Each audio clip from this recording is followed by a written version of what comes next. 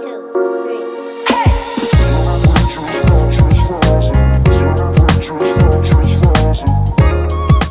Hello, listeners. This is Sajja Praveen Chowdary, and you're listening to the CHRO Mindset podcast today. Hello, listeners. Welcome back to the season 2 of the CHRO Mindset podcast. Following an amazing first season, we are returning with even more engaging discussions and practical takeaways for you. Today, we have Sajja Praveen Chowdary joining us. He is the head and director of PolicyBazaar for Business, which is the corporate arm of PolicyBazaar.com. Under his leadership, PolicyBazaar is witnessing significant growth in the business insurance space and is gradually emerging as one-stop destination for these products across India. Prior to this, Sajja played an integral role in massively scaling the retail businesses of PolicyBazaar, including motor and term life insurance. With about 15 years of experience in the e-commerce products and services space, Sajja is passionate about building products and services from the ground up and turning them into brands of high value.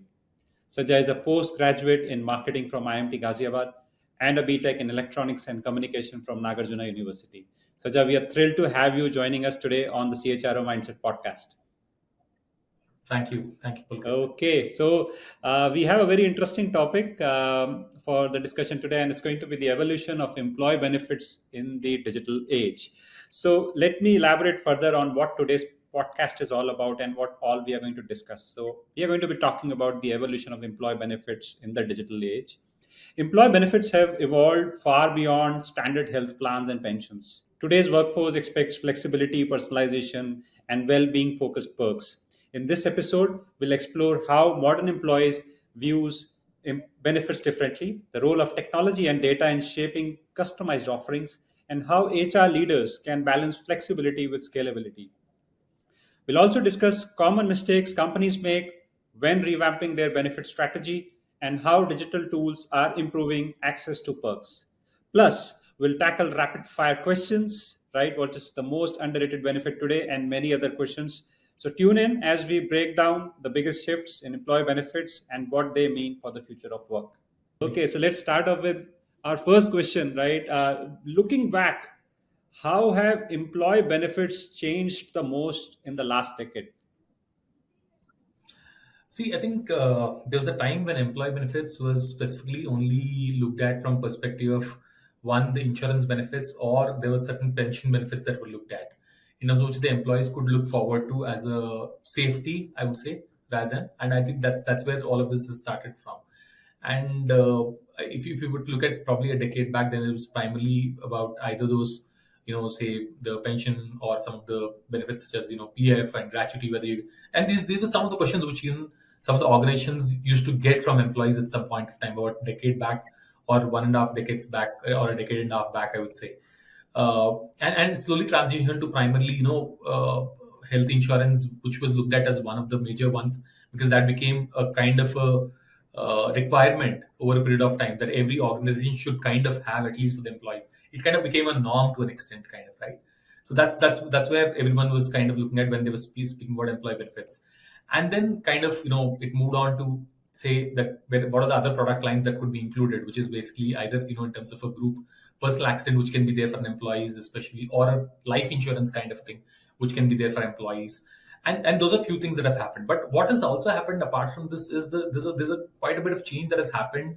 I would say drastic change, especially rather than decade. I would say probably in the last 3 to 5 years is what I would put across as, where technology has started to play a lot of large role. I would say in kind of ensuring that these benefits are, one is in terms of whether it's in terms of utilization, or whether it's in terms of understanding, or whether it's in terms of having it, or being able to use them with ease, kind of thing, right? Yes. Or kind of being able to access them with ease, kind of. That's one thing which has changed, and as a result, I think the satisfaction levels have also risen. Obviously, you can always have a debate about net satisfaction level, because obviously everyone has got used to Blinkit and say a Zomato or a Swiggy and all of these. But then at the same time, if you were to compare with what used to happen in terms of turnaround times on services that were provided earlier versus what it is today, with the use of technology, or else with the use of technology, the kind of platforms that are available for today for employees, where earlier it used to take quite a bit of time to kind of figure out some information and kind of get that information across, or today what can come to them at the fingertips, kind of, right?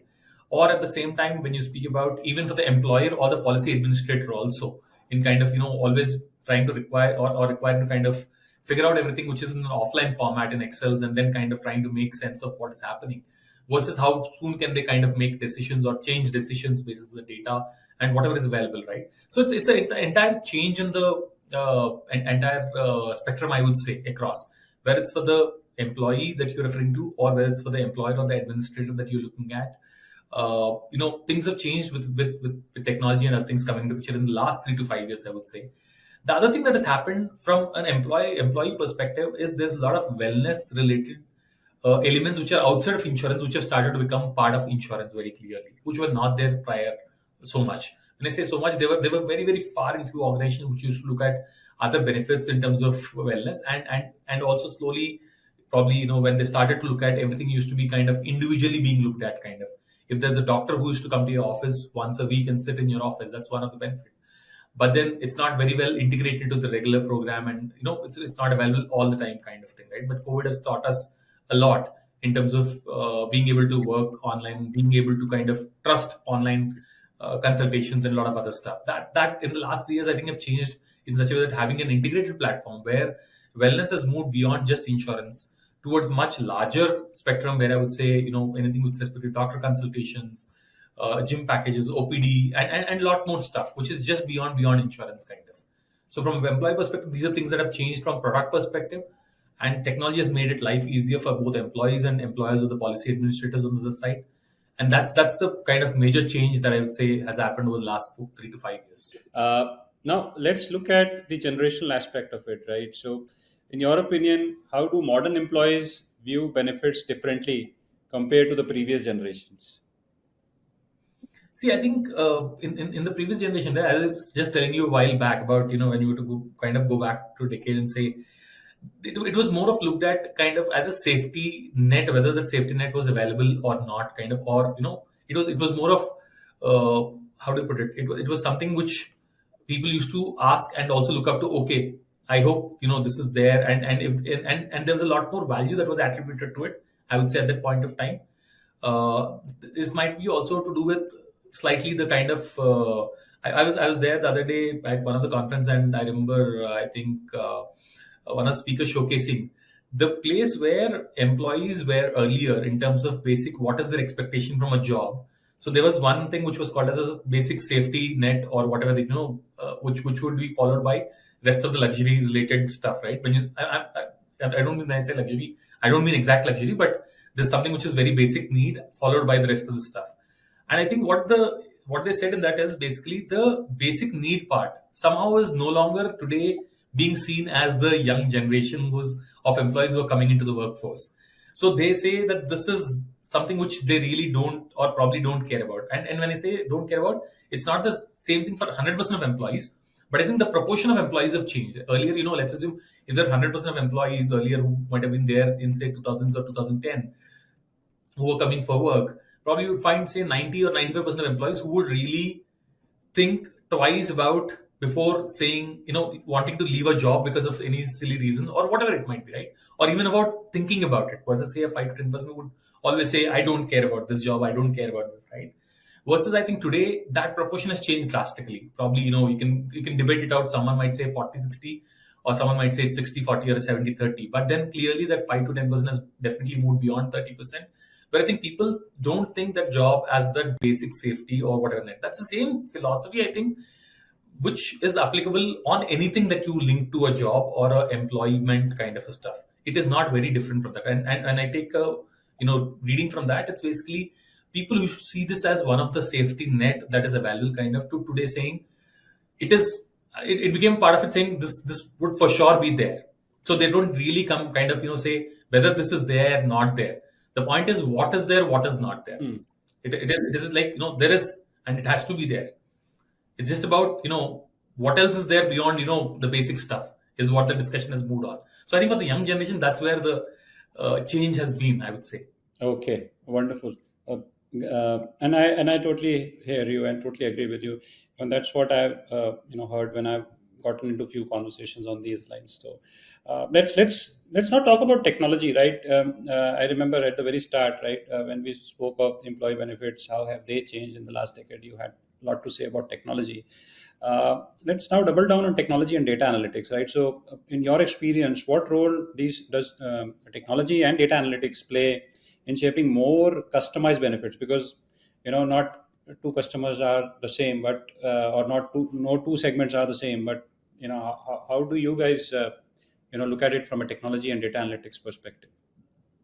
See, I think I'll slightly delink both of them slightly for a while in terms of technology and data analysis. While they can be intertwined concepts, kind of. But when I say technology, you can look at technology that you're providing to the employee, or the platform that you're providing to the employee, which is making them consume more of the benefits, or kind of more and more employees come and engage with the benefits, right? Because otherwise, what happens is, is one of the things that people don't realize, that out of 100 employees, at the end of the day, when you look at insurance benefits, again, when people say wellness, insurance is what a lot of times comes to mind, and that was the thing which was there earlier, right? Hmm. And especially when we speak of technology, we're speaking about what has changed over years. When you look at insurance, probably only about 6 to 7% or 8% of employees touch that insurance in a year out of 100 employees. So it's a very low frequency kind of a thing when you speak about frequency on a touch point kind of thing. Then, which means, are there other modes of engaging these employees? And that's where technology has come into picture in terms of making life easier with things like, say, online doctor consultation, which almost probably, there might be a utilization by 30% of employees or 40% of employees, generally, because someone or the other would need something or the other at any point of time, kind of. Which means then that, can this probably 7% start moving towards, say, 25% or 30% of engagement? Now, how is it possible? Is it possible that you cannot really kind of go and spend on, say, OPD consultations for every employer cannot spend on, but some can spend on at least the online consultation kind of thing, right? Or you can make part of your budget there, and as a result, you started to kind of increase your engagement, kind of. The second part is there a platform which can kind of bring insurance, the teleconsults, or anything and everything that you would want to do with respect to engagements and all of that stuff into a singular place, so that there is more and more participation and absorption of whatever that you're trying to do? So today, when I say about wellness, even what you might send as a HR person, or as a benefits person, something that you might be doing as an information transmission to your employees. Let's say there's a flu outbreak in your location, or in one of the cities that you have, where you have one of your offices. That is also part of wellness. It might be a small, minor part of wellness, or minute part of wellness. Even that is also part of wellness. But how many people are going to consume it when it comes on email these days, right?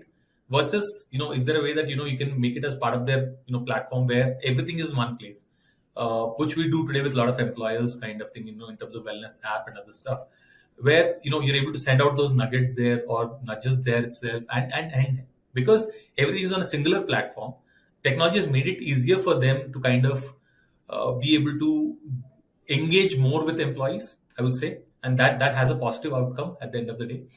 And coming to the data analytics part, when you look at that separately from an employer perspective, primarily, because earlier, as I said, as I was saying in the other example, earlier the data used to be obviously in terms of Excels and a lot of other ways, and again, data used to be in silos, kind of thing, right? Today, probably with the utilization of mixing of your claims data with what are your employees doing in terms of what are they engaging with, or what does your health risk assessment of your entire company say, it's a 360 view that you can have, and basis that you can really decide, and with the help of analytics, by crossing, you can clearly decide what is that you might want. If you want to increase some coverage, what is that you would want to do? It's a faster discovery, I would say.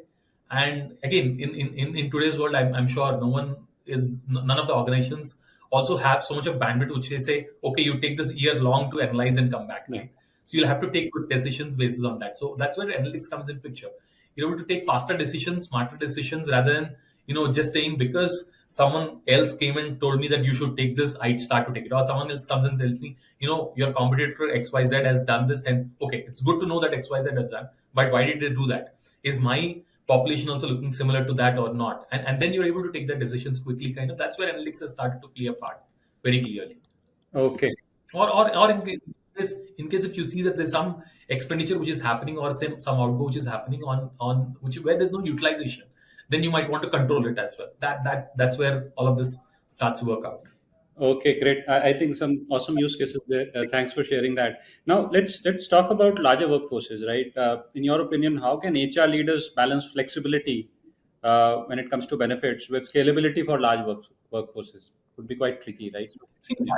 Yeah, yeah. So basically, when you speak about larger workforces, what we've seen clearly is that there are people who are moving slightly towards flexible plans in within the employee benefits that they would want to give.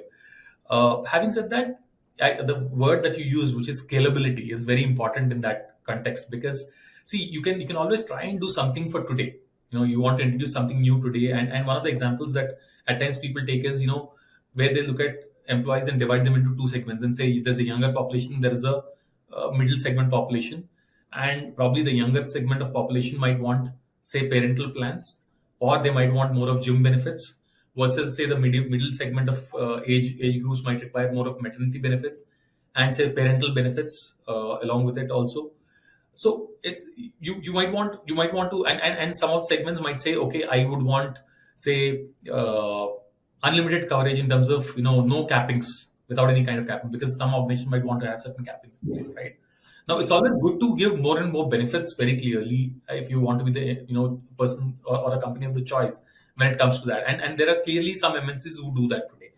Now, having said that, there are also companies which are like some of the startups or how do you put it, unicorns who have attained unicorns still, who would want to kind of attract a lot of talent, hence moving in that direction. But from a scalability perspective, the only challenge that comes is these benefits at the end of the day, whosoever is going to give you, whether it's in terms of say health insurance, or whether you speak about say any other benefits in terms of OPD, which is doctor consultation, or say annual health checkups that you might want to provide, or any kind of plans that you refer to, right, from employee wellness perspective. All of these come with a cost which is basis the utilization of this year. And as a result, what happens is what we've seen is at times organizations turn backwards and come back and say, oh, now I'm in a fixed soup. Now how do I balance this out? So I think when you're doing this, the thought is good that you want to be that employer of the choice there for sure. And hence you want to move beyond and kind of get into flexibility kind of options of flexi plans and all. But at the same time, you would want to kind of put some control measures also within the same thing rather than just kind of giving it completely open kind of. So if you don't do that, then again, we have examples. I would not want to name the companies who have done this, but there are companies where again there are plans which are available where once you go to the hospital, nothing gets deducted. Nothing. When I say nothing, even consumables or whatever it might be, whether it's a doctor consultation, everything gets paid with it. After that, whether it's follow up or regular OPD checkup, even that is also covered. But then suddenly the cost can boomerang from that perspective. One, because uh, when you don't have any kind of controls in place or anything that you're stopping or any kind of cappings in place. One is obviously employees would want to use, obviously, which is the reason you're kind of trying to do that. But then having said that, there's also other side of ecosystem which is not aligned to you, which might be hospitals or some of the networks, where they see a plan where everything is covered, so they really don't care, whether the person is going into a single AC room or whether they're going to a suite, or whether they go, whether what kind of treatment is being undergone, or how many times are the other doctor consultations being recommended, or what kind of tests are being recommended. It just doesn't matter, right? So there is a cost that comes from that perspective also, and it starts to eat into your pocket only. So from a scalability perspective, you might not be able to scale in the upcoming years, and especially probably for those organizations who are already well settled in terms of number of employees, the large MNCs, I think it's fine. If your employee size is moving only by 1 to 2% every year, it's fine. You already predefined a budget, 1 to 2% movement here and there doesn't matter. But then let's assume you're a startup which is at a unicorn phase or pre-unicorn phase kind of, and you're kind of doubling down on your employee count every year. So you thought, probably this year 50 lakhs of budget, wonderful. This seems good. Let's go forward. But then the 50 lakhs suddenly looks at a cost of, next year the cost might look like 80, 90 lakhs for the same employees, and you already doubled down on your employees, which means the cost is going to be about 2 crore or say 1.8 crore. Now, how do you really do that? So that's a challenge. So it's the key lies in basically ensuring that when you're doing this, kind of giving the flexible plans, kind of, you also have enough cappings and points in place to avoid such a kind of thing, because this is exactly the problem that we've seen in few of these companies. Okay, understood. Uh, Great perspective there. Now let's talk about some common mistakes that companies can make when it comes to revamping their benefit strategies. If you could walk the audience Yeah, through this. I think I'll go back to the same point, Pulkit. The one which we just Hmm. discussed. I'll just take an example of Please. it and kind of probably say, right. There was one of the company who had probably they had a capping of a room rent. We said basically it said 2% and 4% is the capping. 2% of sum insured or the cover amount is the capping on room rent, and say 4% of sum insured is the capping on ICU rent per day kind of thing, right? Sorry that I'm getting into slightly detailed kind of thing, but I think the example makes it understand better, right? And they saw that capping is restricting to certain kind of employees, and then they said they don't want any kind of capping. Where we kind of said probably you might want to have regular capping at least as a say twin sharing room or a single private AC or whichever it is, right? They said no, why do you want to really do that? It should be fine kind of. But then what happened, not the next year, but the year, 2 years down the line, is that I think it takes a bit of time for, probably the employees also to understand what all is there in the policy. Again, as I said, it's low frequency, not everyone sees it immediately, right? There are a few claims which started to come up where, people have started to use suit rooms. Yeah. Now suddenly the cost starts to bombard from that perspective, right? And then as I said, there's a hospital or others who really now the moment the cover is there, they're happy to provide that cover because the employer is kind of providing, right? So when I say when these things are when such decisions are taken, this that they at times they don't foresee the kind of impact that it can bring along, on the next year cost kind of, right? The same thing is with the OPD we've seen in some places, where we've been kind of OPDs at unlimited kind of a thing. Whereas today, if you were to say you would want to give a OPD cover, which is for your employees and so on and so forth, then you kind of give it in a cashless network. You don't give it in an open network kind of thing, where you are opening doors for each and every kind of thing to happen. And then tomorrow, then you want to go back and question. You really don't want to question and be in an awkward position, questioning your employee, and the employee might take it, upset, saying that no, why are you questioning me on this, or on this kind of thing. Now that's how it is. So you make it today. Earlier, due to lack of whatever you call it, technology or networks being used by hospitals and doctors, at the point of time, cashless network was a bit of a problem. But today, I think the cashless network problem is also solved on the OPD side. If someone wants to go and outside of insurance would want to go and consult a doctor and all of that. So things of this nature, kind of being able to put in the guardrails which are required when you're kind of revamping your benefits is also important. That's one thing which we've seen at times people miss out and then kind of regret it half year down the line or year down the line, kind of. Thank you. Now let's talk about the digital tools and platforms that have improved access to benefits for employees. If you could please elaborate on that, please. Sure. So I think, as I said, right, see, at least about 3 years back when we started, I think there were 2, 3 problem statements that we've identified, and I can speak about how probably we've done it. And that's also one of the things that have changed, even not only with us, I think with some of the players in the market as well. That let's assume, there's while you would have, sent, let's assume as a policy, which is the primary thing within this, right? Within this entire ecosystem, which is because as an employee health insurance kind of thing, while you would have communicated when the employee health insurance would have got renewed in the start of the year, you would have communicated to your employees and you would have kind of given, say, e-cards on email at that point of time. But then no one, as I said, again, it's a low frequency, so no one really pays attention to what is there, what is not there, and so on and so forth, right? And they might not really look at it at that point of time. But say suddenly on some day at about 8 o'clock, they rush to hospital with their family member.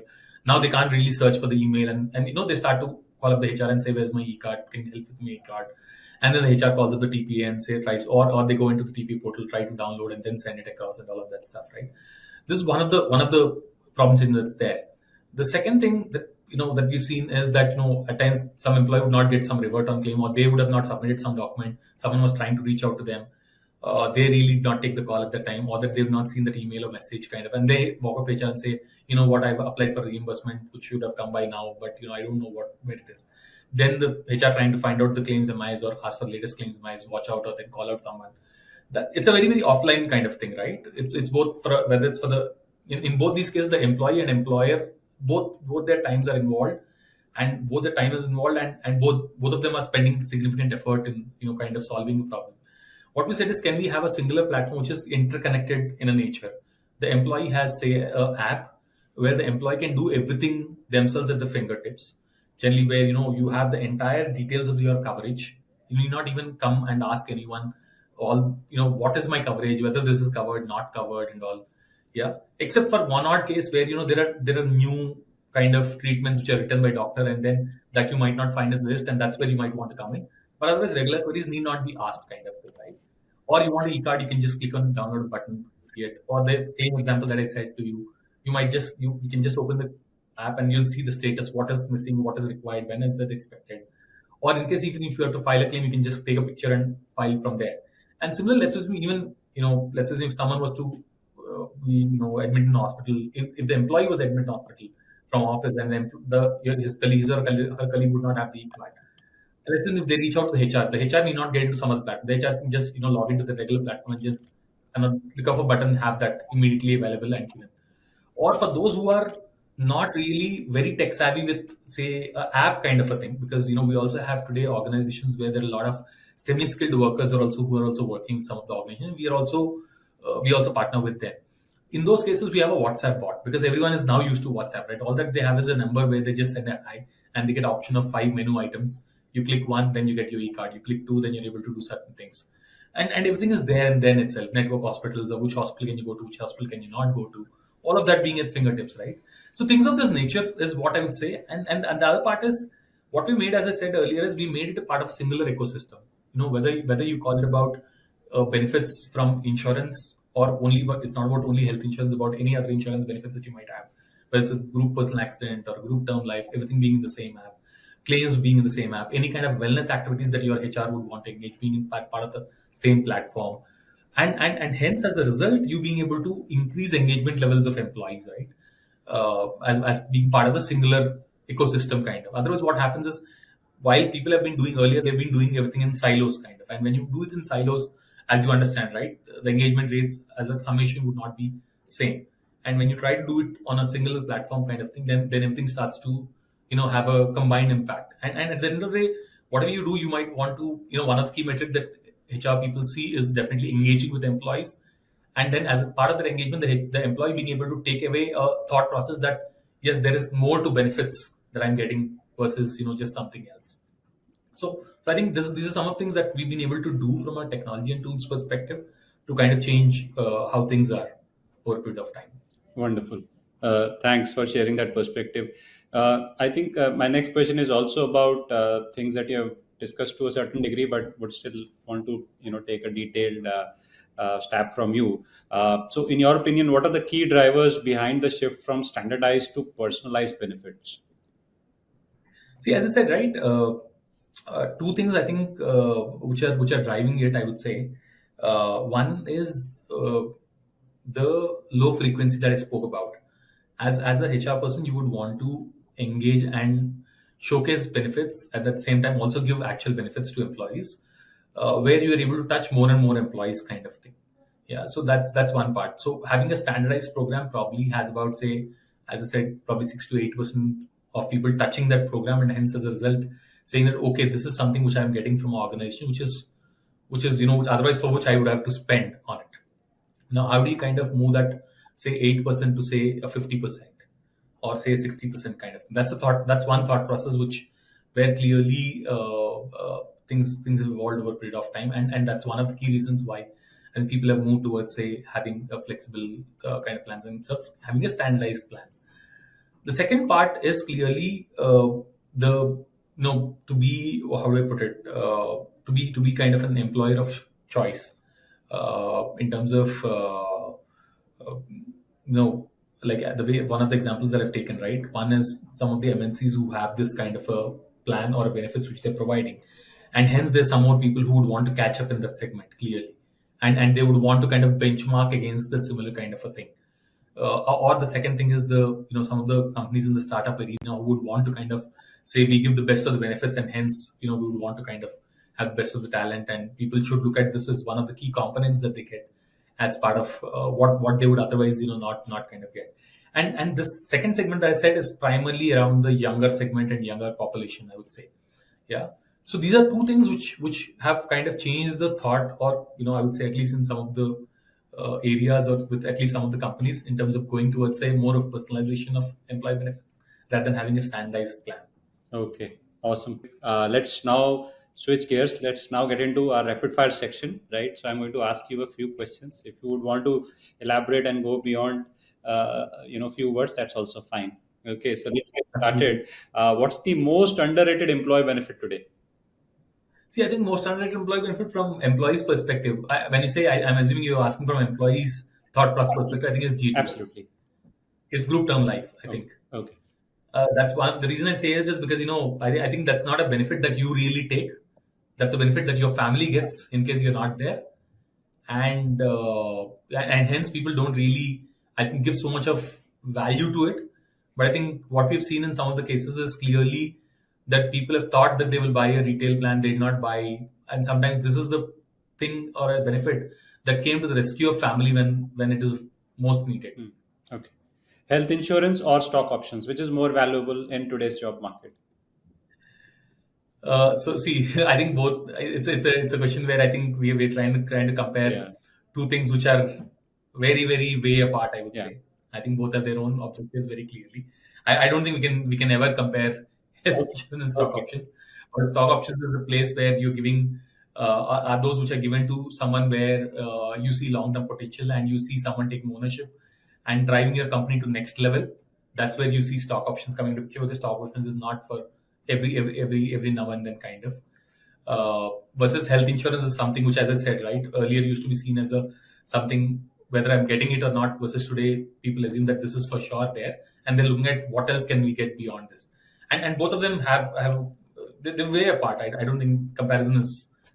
You can even just answer the question in that way, Okay. trying to value. Yeah. Okay. Let's get to the next question. Should mental health days be mandatory part of benefits? I think yes, absolutely, absolutely. See, these days, this is one thing which is clearly there, given the kind of lifestyle that everyone is leading with the kind of jobs, and there are a lot of more desk jobs these days, whether it's desk jobs or the kind of long working hours that a lot of people take on for different reasons, whether it's for their own growth or competition, whatever you call it. There's definitely a lot that's happening around mental health for sure. And earlier, I think we used to also, when people used to work, right, when it was our parents' time or earlier, it was a joint family ecosystem as well. There's a lot of things that have changed in our life or lifestyle over a period of time. The joint family ecosystem, and hence things used to be very different.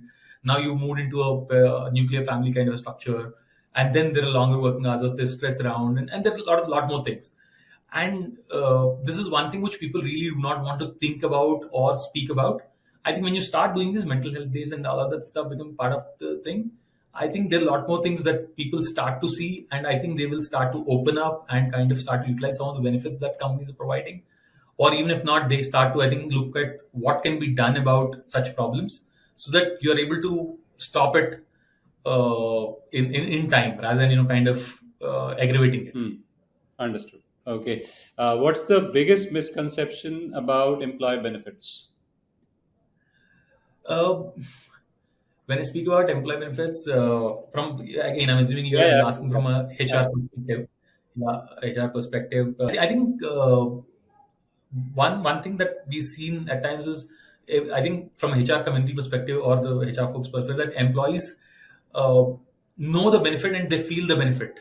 Most of the times that think that almost all of my employees know what is the benefit that I'm providing, and they know that benefit, and they're able to feel what is that benefit, kind of a thing, right? So I think that thought process, I think that's one of the biggest misconception. I don't think, as I said, it's a very low frequency thing unless you have a benefits which are leading it to high frequency, or you're having a platform where kind of you're able to engage with a lot of employees. Otherwise, the benefits part is like there is something which is there, but there is something. That's the only thing. Hmm. Okay. Okay. If you could design one futuristic HR benefit, what would it be?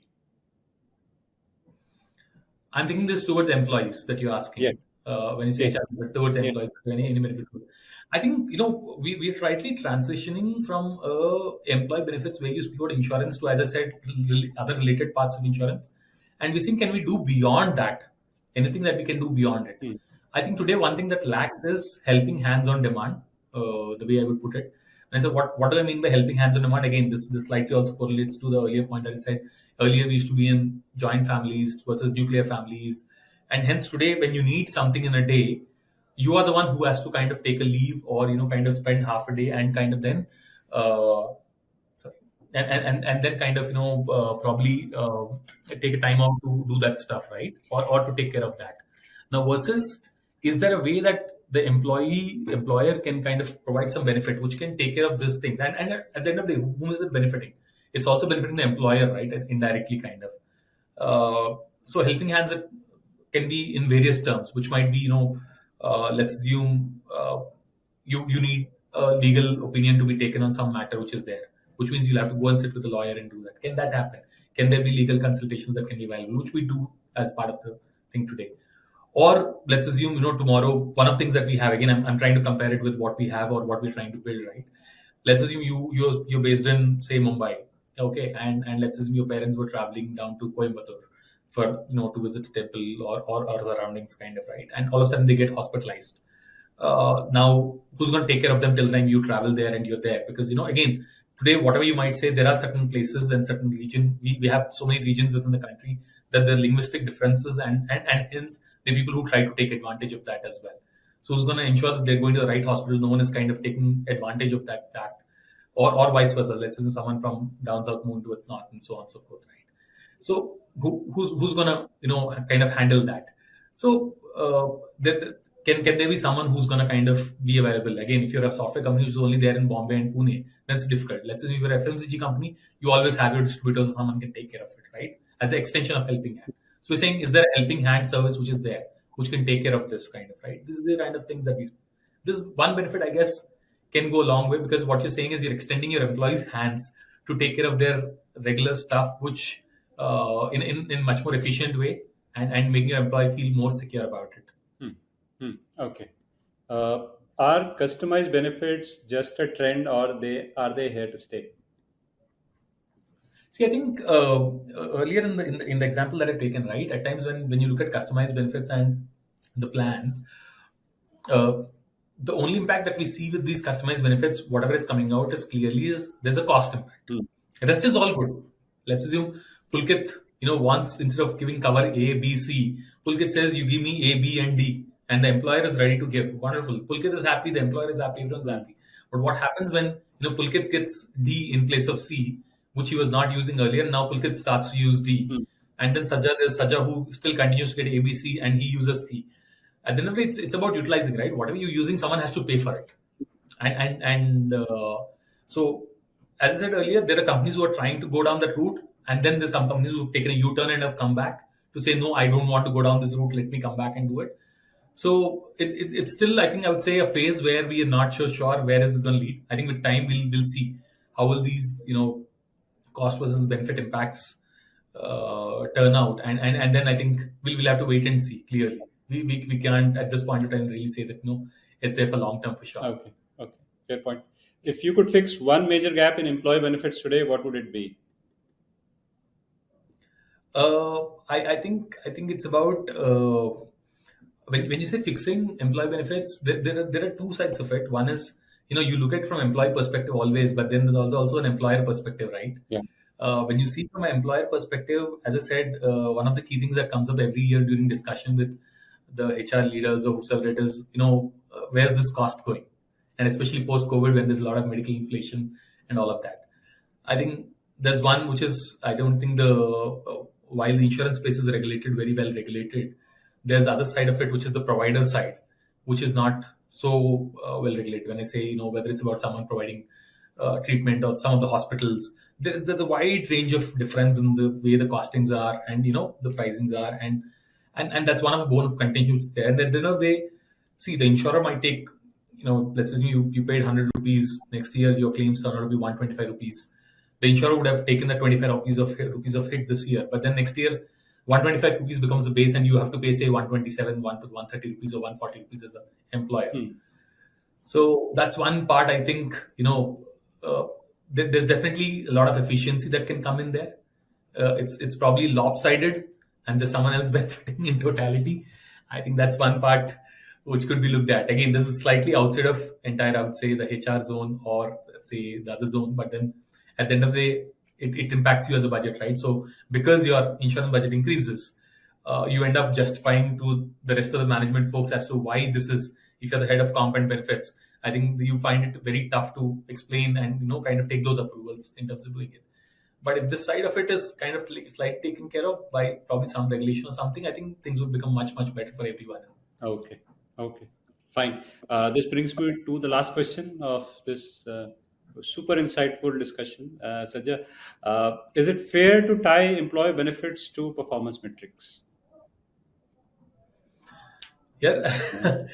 it's a very how to put it again, slightly not really related, but then how to put it is, I don't think you can tie what is currently there. See, always it's difficult to determine what you currently have towards a productivity kind of thing, right? Hmm. Uh, because there is certain degree of benefits which the market provides today, Hmm. right?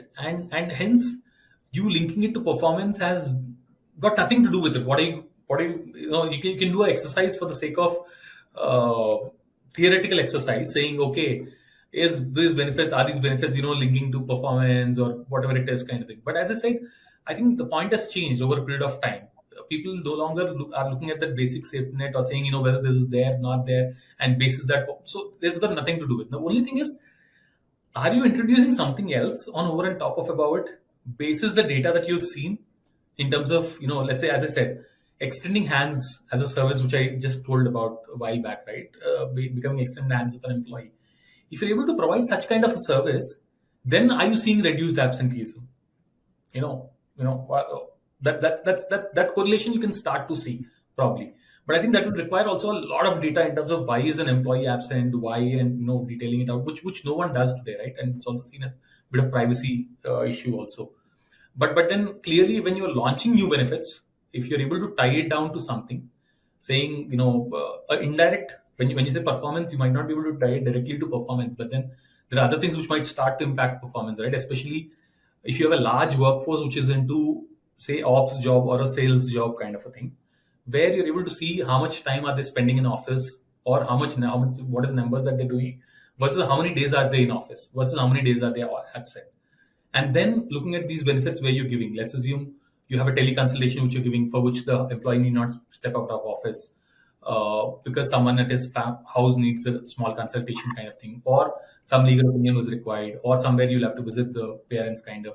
When you're doing initiatives and on like these over and above your regular benefits kind of a thing, I think, or even let me put this way. Let's assume you have something like, say, emergency loans kind of a thing, or kind of thing. Otherwise, you would want, as an employee, might have to spend some time thinking about things and these things. As a result of which, is there been some impact on indirectly on absenteeism and few more elements. I can't recall the exact elements of that sort. But when you start to probably list down, probably HR folks will be better at, because they would have much more parameters, right? So when you look at those parameters and then you start to correlate, is there a correlation between these? That might be a right place to look at, rather than saying directly does it impact performance. That's that's how it Okay, is. understood. Awesome. Thanks for that awesome and insightful answer, Sajja. Huge thank you to you for sharing such valuable insights on the evolution of employee benefits in the digital age. I truly was thrown away by the perspectives that you shared on flexibility, personalization, and the role of technology in shaping modern benefits. It was a pleasure discussing future of work, common pitfalls in benefit strategy, and of course your answers to the rapid fire hot takes. Again, appreciate your time and wisdom joining us today on the CHRO Mindset podcast. Thank you. Thanks, Pulkit. Thanks a lot. Okay, to all the listeners and the audience out there, thank you for tuning into this episode of the CHRO Mindset podcast. I hope you got a lot of insights from Sajja today. I think for every HR leader, there were a lot of insightful takeaways, and I'm hoping that you'll make the most of it. Don't forget to subscribe, share, and leave us a review if you enjoyed the episode. See you in the next episode, and thanks again.